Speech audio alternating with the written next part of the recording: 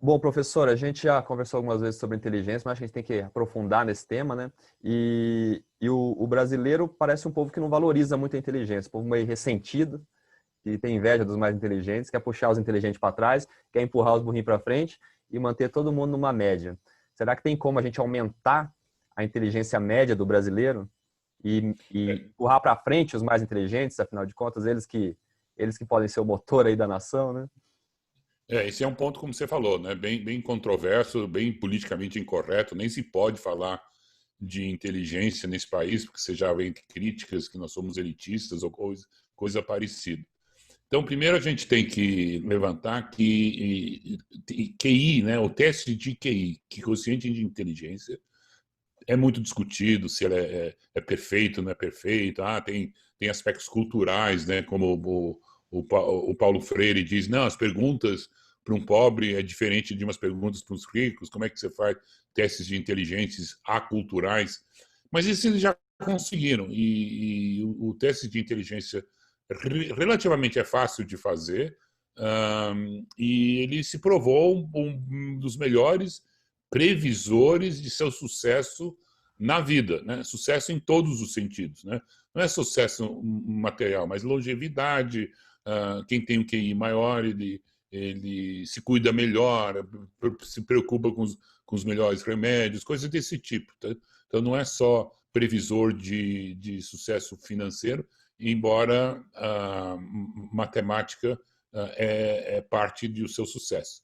Tem vários tipos de QI, mas dois predominantes se você tem um QI maior na verbal, né? Você fala bem, você engana os outros, tem esse QI verbal e tem o QI quantitativo, né?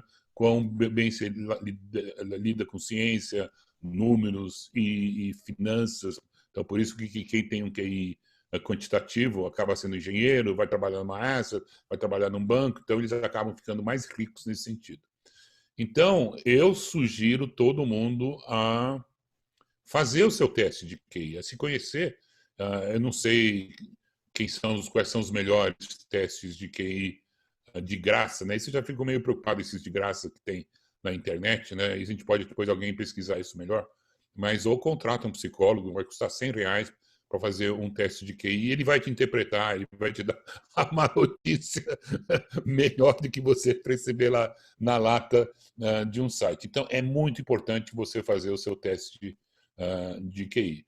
Eu me lembro, eu fiz com a minha esposa, por alguma razão, e a psicóloga ficou muito preocupada, né? E nunca me falou, né? Mas eu acho que eu sei por quê. Provavelmente o QI da minha esposa era maior do que o meu, né? E ela não queria me revelar. Eu fiquei feliz com isso. É o que você quer, né? Você quer uma esposa mais inteligente do que você. Então, o Uhum. primeiro ponto para acalmar todo mundo, vamos deixar bem claro. O QI de inteligência tende a levar às definições tipo de inteligente e burro. Essa palavra burro incomoda muito. Então, se você tem um QI abaixo de 100, você é menos inteligente do que 50% da população brasileira ou a população que fez o teste. Isso incomoda muita gente. Então, vamos acalmar todo mundo. Primeiro, todo mundo tem inteligência suficiente para viver até os 70 anos de idade. Todo mundo tem um. Isso é lei da evolução, entendeu? A evolução não. Se a evolução gerar pessoas, entre aspas, burras, eles são atropelados aos 22 anos de idade, eles se espatifam numa árvore guiando um carro acima da velocidade. Então, a natureza já elimina os, entre aspas, burros. Então, tecnicamente, não há pessoa burra nesse mundo. Né? Todo mundo é inteligente o suficiente para sobreviver e ter uma vida confortável. O que pode ocorrer, se você estiver no limite inferior da inteligência, é que você não vai discutir política, você não vai saber os grandes movimentos sociais que estão acontecendo, você não vai conseguir prever o futuro, você não vai conseguir acompanhar várias áreas diferentes, ciência, política, esportes, culinária, etc. Você vai estar mais limitado de fato, né? Uma das coisas que eu recomendo para pessoas, entre aspas, burras, ou que estão no espectro da menor inteligência possível, quer dizer, se você estiver na menor inteligência possível, você é capaz de fazer uma coisa, sim. Você vai conseguir fazer uma profissão, sim, né? E aprender lentamente nessa profissão. Mas você não vai saber de política, você não vai saber de Estratégia. economia internacional, tudo bem, né? Então, o segredo para você que não é seguir pessoas que sabem disso. Por isso que agora nós temos especialização. Na Idade Média, isso não existia, entre aspas, especialização. Ou você entendia um pouquinho de tudo, ou estava fora, porque não tinha livros, a imprensa era caríssima naquela época, Gutenberg só surge em 1400, entendeu? Então, era muito difícil, se você estivesse nesse limite negativo, conversar com alguém ou aprender de outra pessoa, porque não existia, não tem a possibilidade. Agora não, é o que nós estamos fazendo, né? Nós estamos ensinando pessoas, opa, eu não sabia disso, pô, interessante que o Keynes acabou de falar e que o Guto acabaram de falar. Então, se você está no limite inferior da inteligente, não se desespere. Mas uma das coisas que eu sugeriria é você valorizar os mais inteligentes do que você. É o que você acabou de fazer. E nós temos uma cultura, especialmente de intelectuais, inclusive. Cosado, né? São os intelectuais que são os mais inteligentes, por rigor, eles jogam os pobres contra os ricos, né? Quando, na realidade, estão jogando os que têm inteligência suficiente para sobreviver, mas não têm a inteligência suficiente para ficar muito rico, né? Então, pô, aprenda com os outros, mais ricos do que você. Eles sempre vão te dar uma dica ou outra, né? Eu já te contei uma história de um porteiro, é um menino de 18 anos, que era meu porteiro no prédio. Eu percebi que ele era diferenciado, ele era curioso, me cumprimentava com reverência, sabia que eu era professor. Aí, conversando com ele, ele falou que o sonho dele era ser advogado, mas ele não tinha dinheiro para fazer o cursinho. Eu falei, tudo bem, então eu pago 8 meses de cursinho. Nossa, eu fico tão feliz, etc. E eu pagava todo mês o cursinho dele. Ele se formou em advocacia e sumiu da minha vida, né? Deixou de ser porteiro, obviamente. E ele apareceu, eu acho que uns 15 anos depois, veio até minha casa e me deu um presente e contou a vida dele. Já tem 6 casinhas que ele aluga, ele é um ótimo advogado, olha, ele estava realmente muito bem financeiramente, talvez até melhor do que eu, porque eu acho que aos 32 não tinha 6 casinhas. Bom, e ele estava lá assim, me agradecendo, era Deus no céu, Cânions na terra. Eu falei, não, calma, ô Fernando, você está agora exagerando, eu agradeço, tá? Eu te ajudei sim, mas eu não fiz muita coisa não, eu só te paguei o seu cursinho. Aí eu percebi aí ele explicou o que estava acontecendo, o que tinha na realidade acontecido e eu não tinha percebido. Quando ele vinha em casa para me entregar o boleto de pagamento do cursinho, a gente ficava conversando 10 minutos. E foram os conselhos que eu dei nesses 10 minutos. Como escolher uma namorada, nunca comprar a prazo, né? Sempre comprar à vista, nunca assinar um contrato leonino. E uma série dessas dicas bobas, até eu diria, né? Mas sempre façam uma poupança logo cedo na sua vida, tenham terceira fonte de renda, entendeu? E foram essas pequenas dicas que mudaram a vida dele. Isso me gastou o quê? 1h30, talvez? Não, nem isso, né? 7 vezes 10 minutos. Olha o que a esquerda faz com os pobres desse país ao gerar esse ódio contra os ricos, né?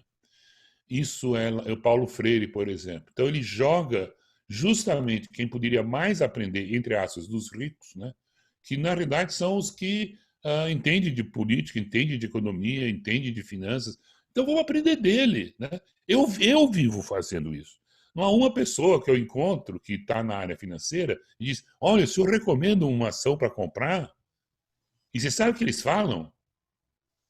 Ah, Ah, sim, compra Azul, Azul tá barata, ela não tá quebrando, não.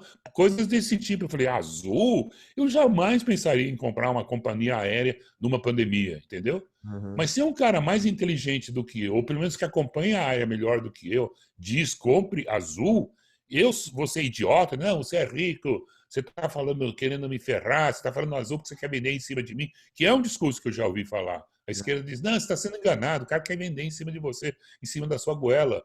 Não, não é isso. E eu já aprendi também que os ricos adoram contar o segredo do sucesso deles. Não deveriam, né? Porque existe uma frase, né? Nunca revele o segredo do seu negócio, porque senão você vai ter concorrente, é óbvio, né? Mas não, por incrível que pareça, as pessoas ricas adoram contar o que eles fizeram para ficar ricos. Só entrar no YouTube, tá cheio de entrevistas, você vai ver, os caras contam tudo. Você está brincando, por que você está contando tudo? Primeiro porque não é só o dinheiro que faz as pessoas ficarem felizes, você quer, na realidade, é reconhecimento social. Então, essas pessoas ricas, tem muita pessoa rica amargurada, porque, pô, eu fiquei rico e ninguém me reconhece, eu fiquei rico e ninguém está me tratando diferente, pelo contrário, né? Então, eles têm esse sentimento. Eles adoram contar o que eu fiz, eles adoram ajudar. Eu me lembro que, quando eu estava em Harvard, eu fiz a Harvard Business School, havia 2 outros programas, para gerentes e para presidentes das empresas. Eu tinha 26, os gerentes tinham mais ou menos 35, e o curso para presidenciáveis, né? Eu falei presidentes, na verdade era para presidenciáveis, tinha 56 anos de idade. E eu me lembro que os gerentes não falavam com a gente, não queriam saber da gente. Claro, porque nós éramos concorrentes em potencial para eles. Mas os velhinhos com 56 anos de idade contavam tudo, nos ajudavam, nos davam conselhos na vida, coisa que nós estamos fazendo agora, né? A Voz da Experiência tem exatamente isso. E não é por acaso que eu tenho 75 anos e eu já estou contando todos os segredos, sem problema nenhum, porque o Guto não vai ser meu concorrente, né? Porque tá bom, você pode até ser meu concorrente, mas eu não vou mais estar aqui, né, para sentir o baque. Então, essa história de ser contra os ricos é de uma tragédia monumental. E a esquerda faz isso há mais de 50 anos. Eu sei de gente lá na USP, né? Eu me lembro de vários professores que têm medo de conversar com pessoas ricas. Medo. O cara me ligou, mas eu vou ter que pôr um terno para conversar com o Jorge Paulo Lemann, né? Ele estava em pânico. Eu falei, não, claro que você não vê que nem ele usa terno. Mas o que eu falo? Mas ele não vai me roubar minha carteira tal. E ele estava procurando um patrocínio, ele já tinha percebido que, né? Mas é assim, eles tremem na base. Depois, olha, o cara é legal como a gente. É claro que ele é como a gente, né? Então aquela ideia que você vê do homem gordo, com chapéu de, como chama aquele chapéu? Cartola. Cartola, fumando um charuto, que você vê tantas vezes na propaganda de esquerda. Não é justo fazer isso com os pobres. Não é justo, né? E a outra coisa que eu digo é, se você não pode ser tão inteligente quanto o seu chefe, suba com ele. Ajuda ele a subir, em vez de boicotar o chefe o tempo todo. Então você vai subir, faça com que seu chefe se torne presidente da empresa. Você vai ser subir com ele. Só, você vai ser diretor, né? Ganhando 80 pau por mês, em vez de ser presidente ganhando 120 mil por mês. Mas, porra, querido, você vai ser o segundo, qual o problema? Não, mas ele é mais rico do que eu vou boicotar esses capitalistas, etc. É muito triste essa visão que se faz de colocar os pobres justamente contra aqueles que poderiam ser coach, né? Você também já é coach. O que é o coach? É uma pessoa mais velha que ensina o mais jovem a ver os percalços da vida, a evitar as armadilhas, coisas desse tipo. É que o brasileiro faz uma mistura de riqueza com inteligência, como se fosse a mesma coisa, né? Aí às vezes aparece uma reportagem do menino pobre da favela que é inteligente. Nossa, olha que maravilha, o cara é filho de empregado, sendo que ele é pobre, ele não é burro, não é a mesma coisa. A mesma maneira você vê um cara inteligente e fala, nossa, um cara inteligente não, um cara rico. Nossa, ele deve ser um gênio, né? O Jorge Paulo Lemann, se eu for conversar com ele, eu vou me sentir humilhado, eu vou virar um pó, né? Mas na verdade não, ele é rico. Ele com certeza é inteligente, mas não é uma inteligência assim, humilhante que não possibilita você ter um diálogo com ele. É um dos conselhos que eu dei para exatamente o que você acabou de falar. Um dos conselhos que eu dei para esse porteiro é não tenha vergonha de ser pobre. Porque ele diz, eu tinha, ele que me contou essa história. Não, o senhor falou isso uma vez para mim, para eu não ter vergonha de ser pobre. Eu falei, meu Deus, eu falei isso para vocês, é tão politicamente incorreto, né? Hoje em dia, dizer que você não deve ter vergonha. Como? Claro que você tem que ter vergonha de ser pobre. Isso que a esquerda diz, né? Você tem que ficar rico. E eu dizia, não, ele falou, o senhor me ensinou a não ter vergonha de ser pobre. E foi por causa disso que eu não comprei um carro novo. E diz que muitos pobres acabam comprando um carro novo pelo quádruplo do preço, porque você está comprando o preço cheio e você está comprando a prazo, né, que quadruplica praticamente o preço comparado com um carro usado.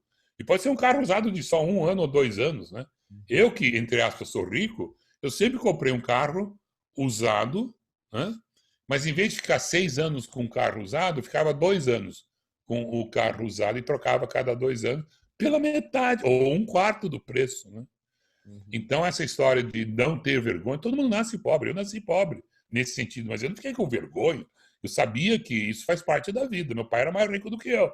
O que eu vou fazer? Faz parte, né? Então, esse é um ponto muito importante. Não ter vergonha de ser pobre, porque não é uma condição finita e você vai ficar rico à medida que você envelhece. Inclusive, um dos dados que a esquerda mente é que a renda é mal distribuída, né? Que os 10% mais ricos têm 40% da renda. Olha, bandido, você vê? Os 10% mais ricos estão tirando 40%. Não, os 10% mais ricos são os 10% mais velhos.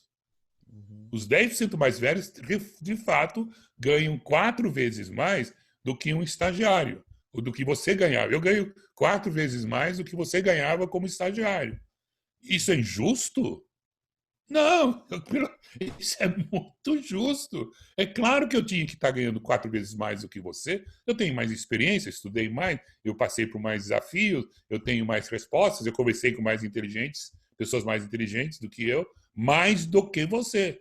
Agora, quando você tiver 70 anos, você também vai estar ganhando 4 vezes mais do que um estagiário. Então, não é injusto essa, entre aspas, má distribuição da renda. Então, a mentira estatística, o fake news que eles publicam, é não fazer o índice de má distribuição da renda por faixa etária. E Uhum. aí você vai descobrir, é verdade, tem algumas pessoas numa faixa etária de 35, tem algumas pessoas ganhando 3 vezes mais do que os 30% mais pobres. 3 vezes mais. Em vez de 25 vezes mais, se eu comparar um cara de 75 com um cara de 25 anos de idade. Então a renda não é tão mal distribuída quanto eles pregam. E esse vai ser uma bandeira muito forte na campanha de 2022. Não. Agora, por que alguém ganha 3 vezes mais? Bom, eu já sei por quê. Um fez faculdade e o outro não fez. Outro trabalha 18 horas por dia e o outro só trabalha 9. O outro tem uma terceira renda que começou com o Fernando, já comprando uns imóveis para alugar, né? Em vez de ir para Disney, tirar umas férias. Não, ele não foi para Disney, ele comprou uma casinha, sei lá, por 80 mil, 70 mil reais a prestação, ele usou. Então, é por isso que algumas pessoas são 3 vezes mais ricas do que os outros. E é isso que a gente tem que ensinar. É Uhum. muito simples, é o que você falou. Eu já ouvi uma teoria de que se a gente pegasse toda a riqueza de um país, o governo pegasse toda ela e distribuísse igualmente entre a população, depois de alguns anos a distribuição ia estar mais ou menos igual era antes dessa distribuição. O senhor acha que essa ideia é válida ou não? Não, e pior, é verdade. Tanto é que, primeiro, o dinheiro que você ia receber, acho que é uns 30 mil reais. Quer dizer, ia fazer uma grande diferença, mas não ia. Por outro lado, não ia ter mais a Gerdau, né? Porque a riqueza da família Gerdau, realmente eles são um dos mais ricos do Brasil, você sabe onde é que está a riqueza deles, né? Está nas Patrimônio. máquinas, está na siderurgia, está no aço, não está na bolsa. Eles têm uma casa, eles têm uma casa acho que 3 vezes mais cara do que a minha, né? Pô, legal. Mas eles têm 100 vezes mais responsabilidade do que eu. Uma vez eu sentei ao lado do Jorge Paulo Lemann, num restaurante. Por quê? Porque não existe restaurantes para bilionários. Ele foi para um restaurante de classe média alta. Né? E eu não sou classe média alta, mas o que eu faço? Uma vez cada 3 meses, eu faço questão de ir para um restaurante de classe média alta. Né? Eu não pego a entrada, né, já mata pela metade o preço, não pego o vinho e não pego sobremesa que só engorda. Eu pego o prato principal dele, que é uma delícia. Né? O Jorge Paulo Lema, ele pega um vinho, pega uma sobremesa, etc. Mas eu falei, caramba, eu estou desfrutando quase da mesma possibilidade dele, com 1/10 da preocupação. Mas eu quero ser classe média. Eu nem quero ser rico. Eu acho que muitas pessoas deviam fazer isso, quer dizer, aproveitar e ir para um bom restaurante. Se você não puder uma vez por mês, vai para um a cada 3 meses. Se você não puder uma vez cada 3 meses, vai cada uma vez por ano. Mas vá sim para o melhor restaurante da cidade. Desfrute o que há de melhor. Me lembro que eu fui para a Europa e eu aluguei uma Mercedes-Benz novinha por acho que US$ 600 a semana da Hertz, né? Caramba, como eu fiquei feliz! Estou andando numa Mercedes-Benz, né? Bom, o que que aconteceu? Estragou as fotos da viagem, porque em todas as fotos aparecia esse Mercedes. Eu, eu não tenho foto boa das paisagens que eu vi. E aí eu descobri, quer saber? Não vale a pena comprar uma Mercedes. Ele é um pouquinho melhor, é mais bonito, mas eu não preciso. Não, eu não vou fazer essa bobagem. Eu vou preferir fazer com o Fernando, comprar mais uma casinha para alugar.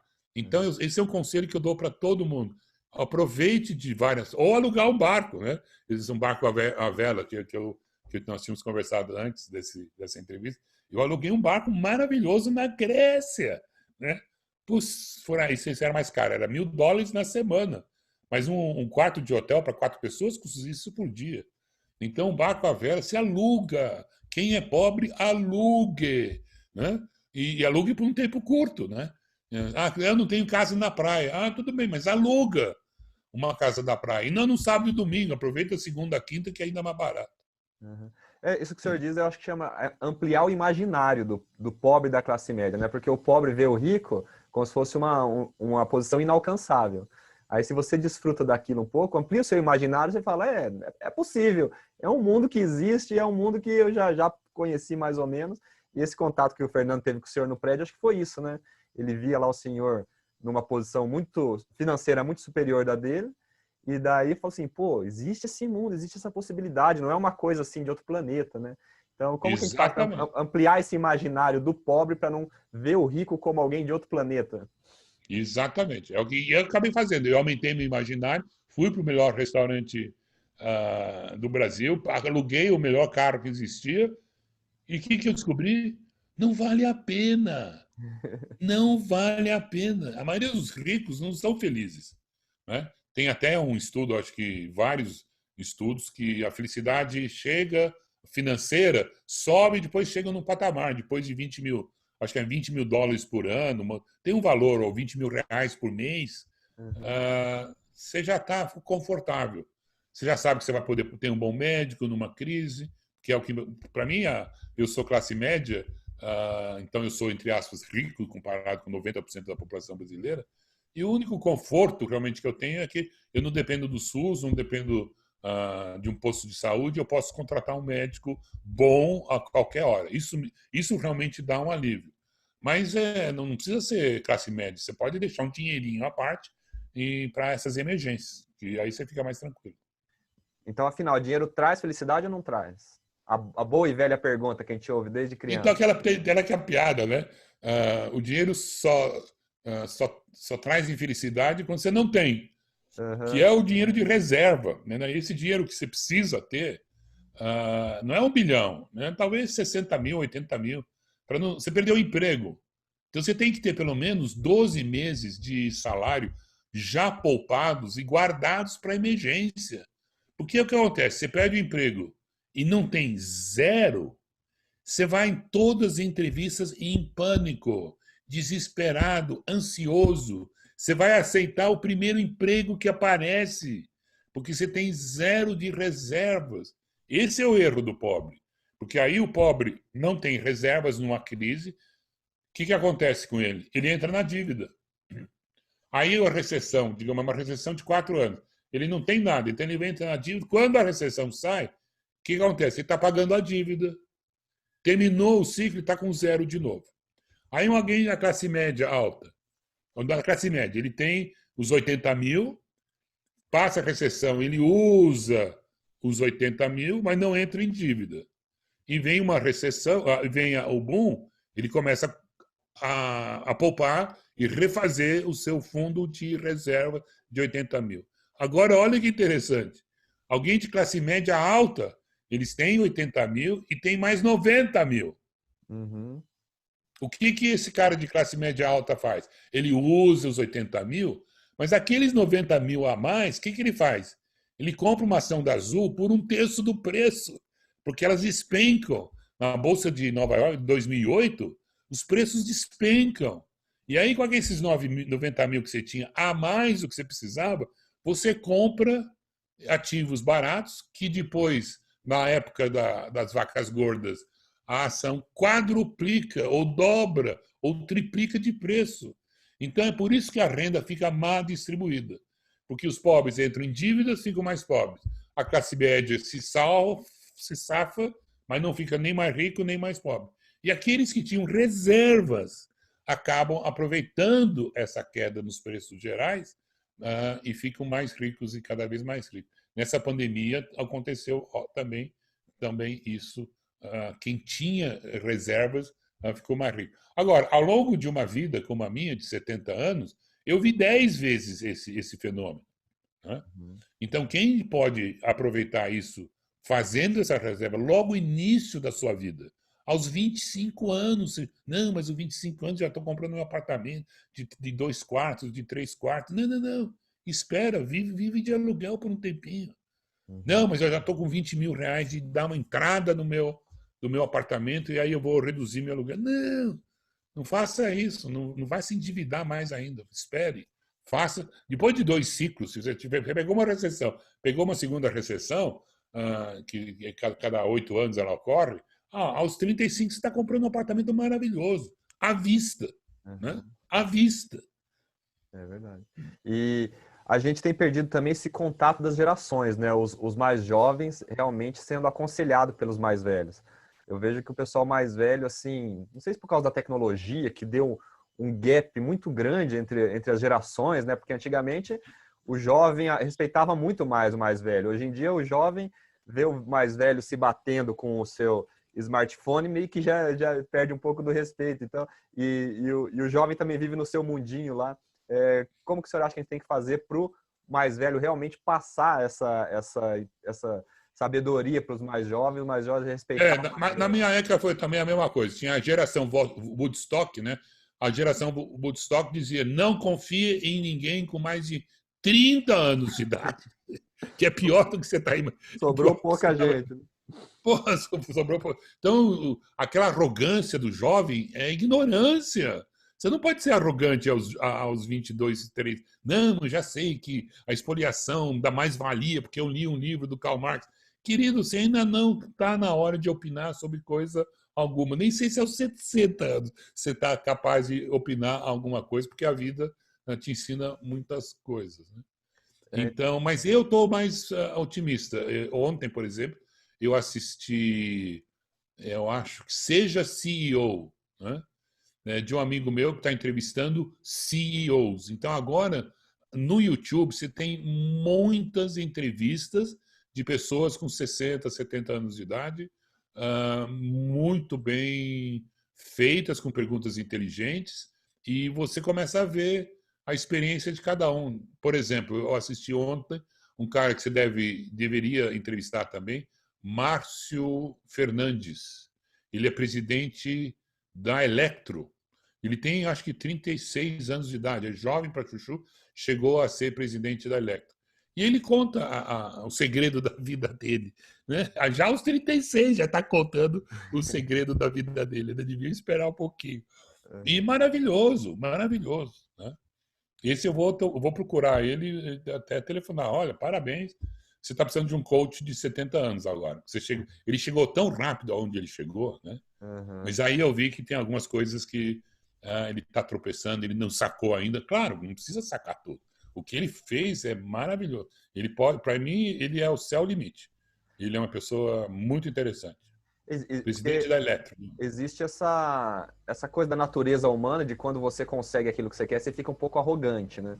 E daí a arrogância faz você cair de novo, faz você cair em erro, achar que você sabe tudo e depois cair, né? Então, como que a gente faz para preservar a humildade, mesmo quando, num caso desse que o senhor disse, o cara realmente ele prospera, ele consegue tudo que ele quer, tudo que ele faz dá certo, o cara em em 15 anos ele vira um foguete, né? Então a gente tem esse equilíbrio, esse desequilíbrio, né? Se você conseguir tudo, você fica arrogante. Se você não conseguir nada, você fica...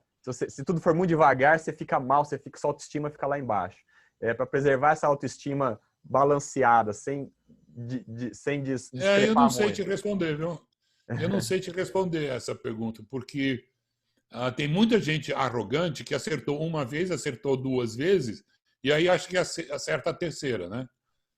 Tem muita gente que erra na primeira. Bom, esses economistas dos planos, né? Eles Uhum. acham que acertaram de primeira. Não, primeiro não acertaram. Mas todo mundo aplaudiu o plano real, plano cruzado, plano Brest. Então eles saem todos assim, estufados. E aí acho que a segunda, terceira e quarta vão acertar também. Então Uhum. tem uma arrogância daqueles que acertaram uma vez e acham que vão acertar duas vezes. Esse Márcio Fernandes, ele percebeu que ele era muito efetivo, que ele pegava desafios, adorava pegar desafios, ele sabia que ele acertava 95%, errava 5%. Então, eu não sei se você acertar muito, mas errar de vez em quando, isso já é o suficiente para você acalmar. Você tem a autoconfiança, não, eu acho que eu vou conseguir resolver esse problema, porque eu já resolvi em 95, só fiz uma bobagem em 5.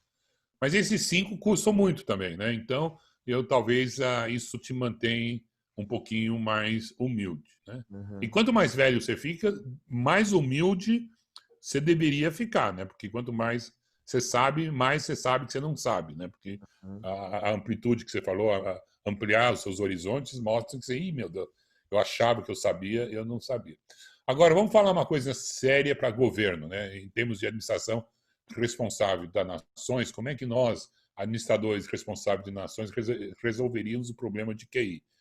Tecnicamente, o QI não aumenta ao longo da vida, embora agora já estão achando que é possível aumentar o QI de uma pessoa, ou pelo menos os seus filhos. Você pode aumentar o QI de seus filhos, tanto é que tem um fenômeno chamado Flint, é o fenômeno Flint, tem uma frase assim, o efeito Flint, que cada geração tem 10 pontos, não, 2 pontos a mais, 3 pontos a mais, desculpa, são 3 pontos a mais do que QI. Então, cada geração tem 3 pontos a mais. Então, se o meu avô tinha um QI de 100, o meu neto vai ter um QI de 112, que é muito bom. Nossa, isso é fantástico. Então, esse é um ponto. Segunda coisa que nós já descobrimos, que com a educação também aumenta o QI, não muito, né? Meio assim, 1 ou 2 pontos, 3 pontos, mas já ajuda. Cada ponto do QI ele ajuda. Terceiro, sabemos também, isso nós fizemos na minha geração, que a alimentação correta ajuda o aumento do QI. Ou a falta de proteínas necessárias afeta o QI. Tanto é que a gente sabe que o ser humano é inteligente porque nossos antepassados comiam muito cérebro de antílopes, cérebro de zebras, né? Que os leões comiam as zebras e deixavam a carcaça, mas eles não conseguiam abrir o crânio da zebra. Então nós, homínidos, com a nossa idade da pedra, né? Nós já tínhamos a pedra lascada, a gente quebrava o osso do crânio e comia o que sobrava de cérebro. Então, comendo o cérebro, o nosso cérebro tinha todos os ingredientes necessários para ampliar. O Homo erectus tem um cérebro muito maior do que o homem Neandertal. Então, esse é um ponto. Então, a alimentação ajuda. E terceiro, embora eu não possa aumentar o QI de uma pessoa assim, de uma forma significante, eu poderia, como nação, como governo, descobrir as pessoas inteligentes que existem por aí, por acaso. Né? Quer dizer, o governo americano, o exército americano sempre ficou preocupado com essa questão de QI, e eles, aos 16 anos de idade, eles que fazem o teste de graça, e eles identificam as pessoas que têm um QI elevado. E aí eles contam, você gostaria de trabalhar no exército? Se você trabalhar no exército, você vai ficar 10 anos no exército, depois a gente paga a sua educação.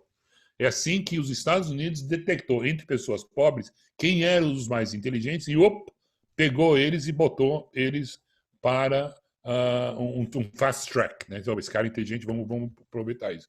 Então, isso é uma coisa que a gente não faz no Brasil. As nossas escolas públicas não fazem testes de QI não criam classes separadas para os mais inteligentes, não dão. A Inglaterra, por exemplo, eu fiz um curso eu tentei fazer um curso de mestrado, de bacharelado na Universidade de Londres, e eu entrei e eles me pediram: Candice, você quer fazer um curso com louvor ou simplesmente um curso normal? Qual a diferença?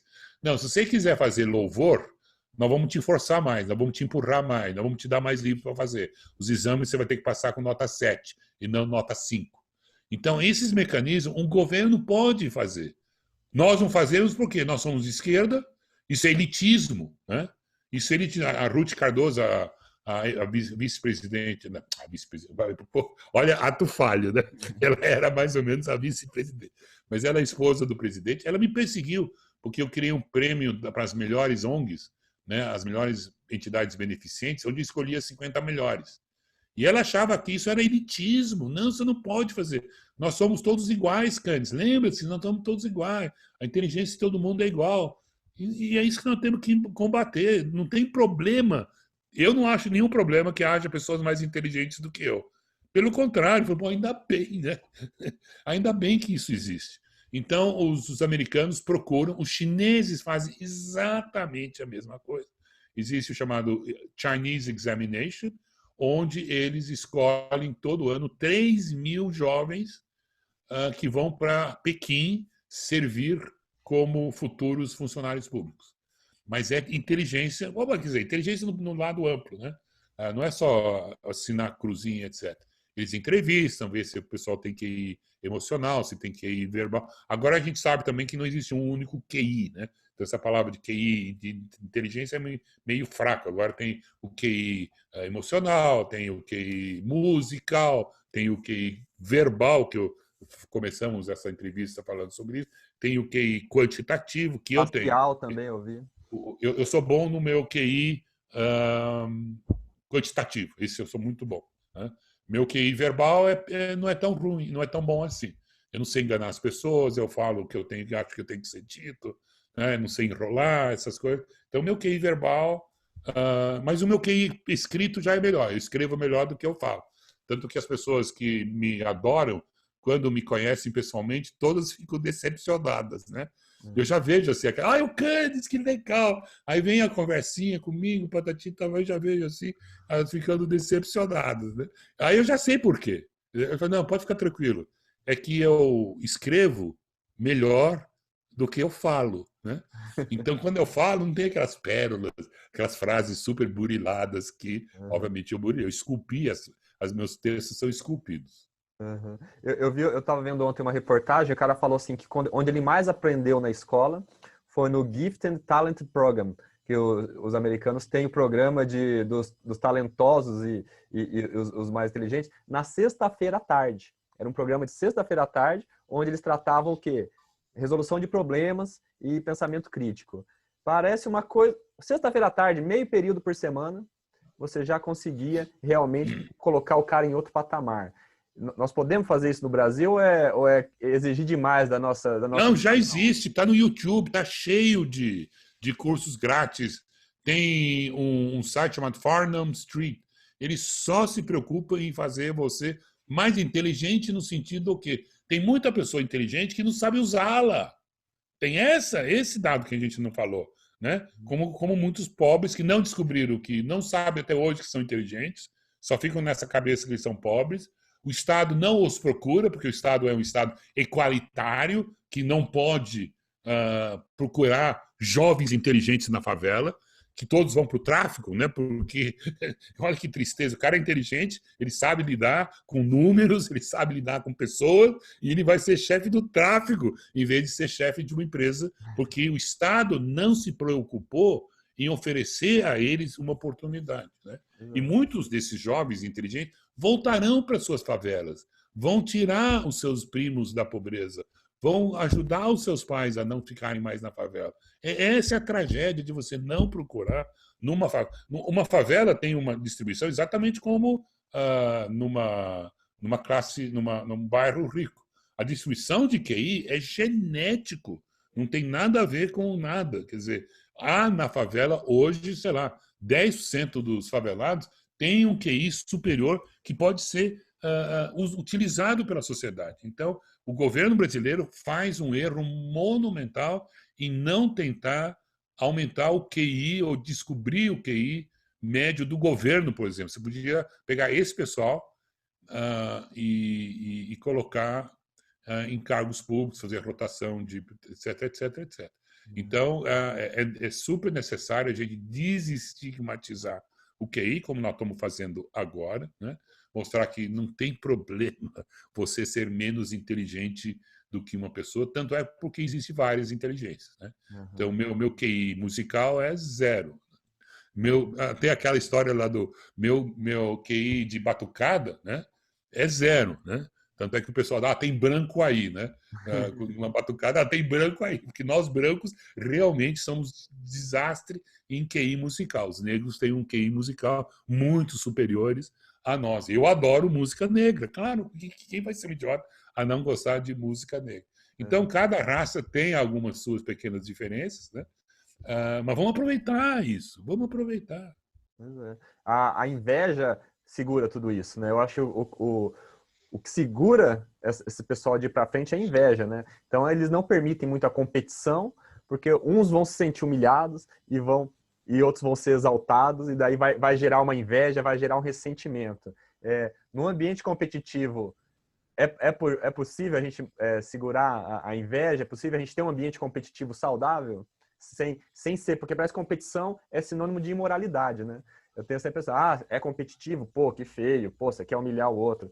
É possível a competição sem essa imoralidade, sem humilhação, por exemplo? Você tem duas perguntas aí, né? A primeira é, eu não tenho inveja do Roberto Carlos, que era um cantor da minha época, né? E ele está trilhardário, né? Não, eu tenho respeito por ele.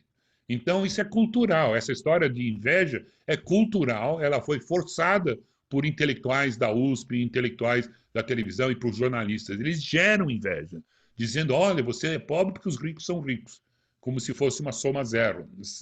Que foram os ricos que tiraram o dinheiro a forceps dos pobres. Quando isso é uma mentira. Quem tira dinheiro a forceps é o Estado. Né? Eles tiram, sim, 40% da minha renda e da sua renda e nada dão em troca. O Roberto Carlos, realmente, ele me extorquiu em, sei lá, R$ 30 o disco, né, que eu comprava na época, mas isso não é extorsão. Eu paguei R$ 30 com prazer, porque aquilo valia R$ 1.000 para mim. Então, pagar R$ 30 para um cantor que está me proporcionando R$ 1.000 de prazer, e eu posso tocar infinitas vezes, é muito. Então, essa história de inveja é culturalmente disseminado por pessoas do mal. Você tem que ser realmente má, uma pessoa má para fazer isso. Por outro lado, vamos incentivar o respeito e admiração por aqueles que são melhores do que a gente. Eu assisto o Federer toda noite, eu assisto uns 5 minutos do Federer jogando tênis, na esperança, inclusive, de aprender alguma coisa dele, né? Ver o que ele está fazendo.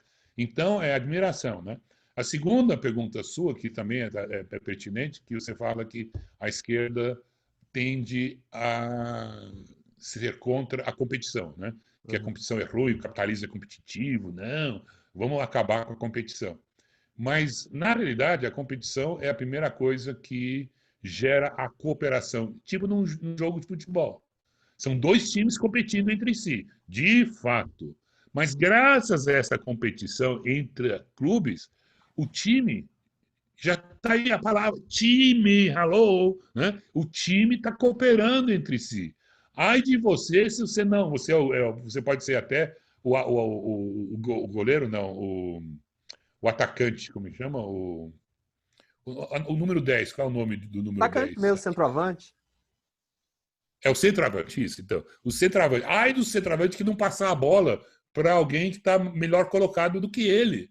Não, é a cooperação. O futebol é só cooperação, né? Então, pergunta para o goleiro, que fica bravo que os backs não cooperaram com ele naquele último gol que eles levaram. Então, a esquerda está errada quando ela diz que ela é contra a competição. A competição permite a maior cooperação entre as pessoas. E o time perdedor que ele não sai humilhado, né? Ele sai chateado, porque ele diz, puxa, a gente tinha que ter cooperado melhor. Nós não tivemos um time coeso, teve um que fez um que decepcionou o time, isso sim, mas a cooperação, desculpe, a competição aumenta a cooperação, não a diminui. É verdade. E a admiração, né? Tem que desenvolver a admiração pelos melhores, no fim das contas, né? Você falou do respeito, que é basicamente a mesma coisa que a admiração, porque você não admira, o professor Olavo sempre diz isso, quem não sabe desprezar, não sabe admirar. Você coloca todo mundo é igual, você fica pregando a igualdade, fica todo mundo igualzinho lá embaixo, né?